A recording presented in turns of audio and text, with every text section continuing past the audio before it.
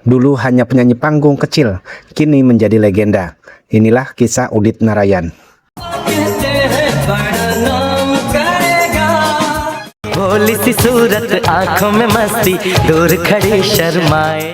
Dahulu, pria ini menyanyi di pasar malam kecil di Nepal. Dibayar hanya 25 hingga 50 pese sekali tampil, jumlah yang bahkan tidak cukup untuk membeli makan siang. Kini, ia dianugerahi Padma Bhushan, penghargaan sipil tertinggi ketiga di India, langsung dari tangan presiden.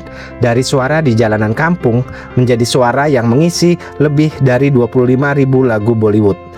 Namun, yang membuat kisah ini berbeda dari cerita sukses pada umumnya, yang membawanya naik bukan hanya bakat semata. Ada satu momen di tahun 1988 yang menjadi titik balik segalanya. Dan sebelum itu, industri Bollywood hampir tidak melirik dirinya sama sekali. Ikuti video ini hingga selesai, karena pada pertengahan video akan dijelaskan mengapa ia sempat tenggelam kembali setelah mencapai puncak. Tetapi sebelum lanjut menonton videonya, buat kamu yang belum subscribe channel ini, silakan di subscribe channel Info Bollywood Indonesia, aktifkan tanda loncengnya agar kalian tidak ketinggalan dengan info terbaru dan menarik seputar perfilman Bollywood.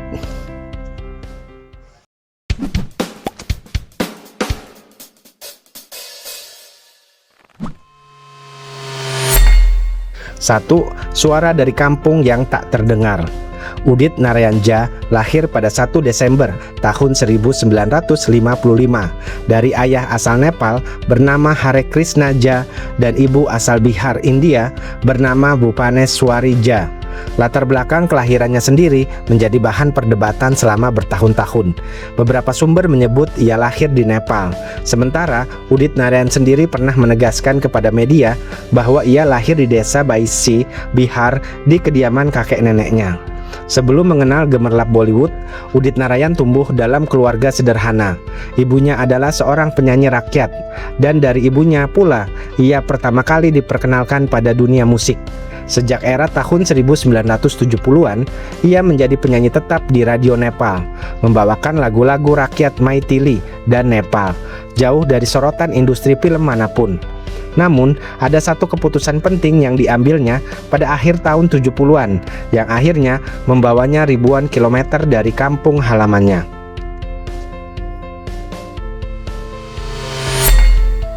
2. 8 tahun dikenal industri, tetapi belum dikenal penonton. Pada tahun 1978, Udit Narayan mendapatkan beasiswa musik dari Kedutaan India di Nepal untuk belajar musik klasik di Bhartiya Vidya Bhavan, Mumbai. Disinilah perjuangan sesungguhnya dimulai. Tahun 1980 menjadi titik masuk pertamanya ke Bollywood, ketika komposer Rajesh Roshan mengajaknya menyanyikan duet untuk film Anish Bish. Berduet langsung dengan salah satu idolanya sendiri, Mohammed Rafi. Namun satu kesempatan besar tidak serta-merta membuatnya menjadi bintang. Sepanjang awal tahun 80-an, Udit Narayan hanya mendapatkan peran-peran kecil di film-film seperti Sanata, Bade Dilwale, dan beberapa proyek lain yang kurang diperhitungkan.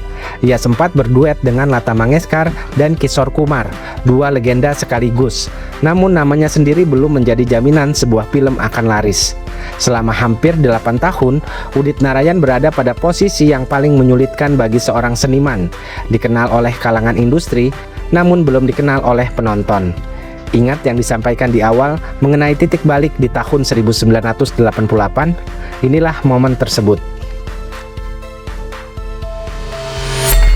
3. Satu lagu yang mengubah segalanya dalam semalam. Pada tahun 1988, duo komposer Anand Milin memberikan Udit Narayan kesempatan menyanyikan seluruh soundtrack film Kayamat Se Kayamat Tak, film debut Aamir Khan dan Juhi Chawla, berduet dengan Alka Yagnik. Lagu Papa Kehte Hai menjadi fenomena nasional. Lagu ini tidak hanya membuat Udit Narayan meraih Filmfare Award pertamanya pada tahun 1989, tetapi juga membentuk suara khas generasi muda India pada masa itu. Dalam semalam, setelah hampir satu dekade berjuang, nama Udit Narayan berubah dari penyanyi latar menjadi salah satu suara paling dicari di Bollywood. Namun, ini baru separuh dari keseluruhan cerita, sebab justru setelah kesuksesan besar ini, terdapat periode di mana Udit Narayan hampir tergeser sepenuhnya dari posisi puncak, dan penyebabnya bukan karena kualitas suaranya menurun.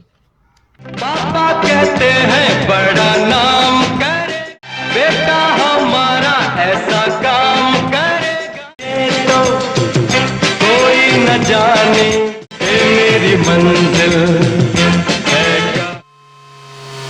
4. Nyaris tergeser, lalu bangkit melewati 3 dekade. Sepanjang pertengahan tahun 1990-an, meski tetap produktif, Udit Narayan berada dalam persaingan ketat dengan Kumar Sanu untuk memperebutkan gelar penyanyi pria playback paling populer di industri. Untuk sesaat, Kumar Sanu menjadi pilihan utama banyak komposer besar.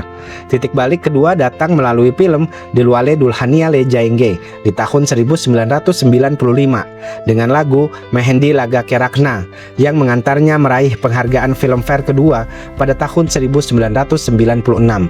Sejak saat itu, karirnya semakin solid lintas dekade, sebuah pencapaian yang belum pernah diraih penyanyi lain. Udit Narayan memenangkan penghargaan Filmfare pada 3 dekade berbeda, yaitu di tahun 80-an, 90-an, dan 2000-an, termasuk melalui lagu Chan Chupa Badal Me dari film Hamdilde Chuke Sanam tahun 2000 dan Mitua dari film Lagan tahun 2001. Ia juga meraih 3 National Film Award untuk kategori Best Male Playback Singer, termasuk untuk lagu Yetara Wotara dari film Swades tahun 2004. Chand chupa badal mein sharma ke meri jana re aaja re bhale kitne lambe ho raste ho mitwa sun mitwa tujhko kya dil to pagal hai dil deewana hai na jaane दिल को क्या हो गया आगे जाके रहते थे खोए खोए रहते थे प्यार की बात कभी तन्हाई में कभी परवाह मेरा मन तुम्हें चाहे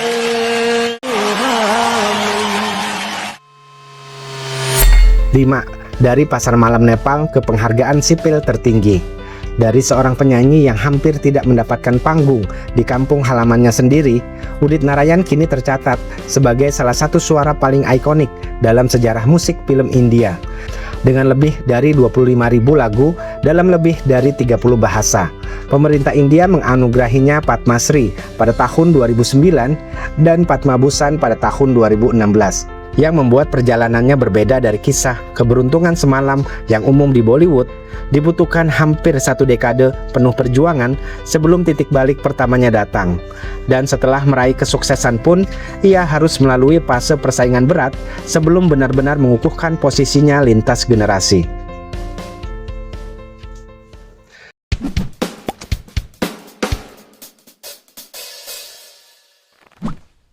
Dulu hanya penyanyi panggung kecil, hingga menjadi Prince of Playback Singing menurut sebutan Lata Mangeshkar sendiri. Inilah bukti bahwa di Bollywood dibutuhkan lebih dari sekedar suara yang baik untuk menjadi legenda. Bagi yang baru mengetahui perjalanan panjang ini, silakan tulis komentar luar biasa di kolom komentar. Komentar kamu akan aku baca satu persatu.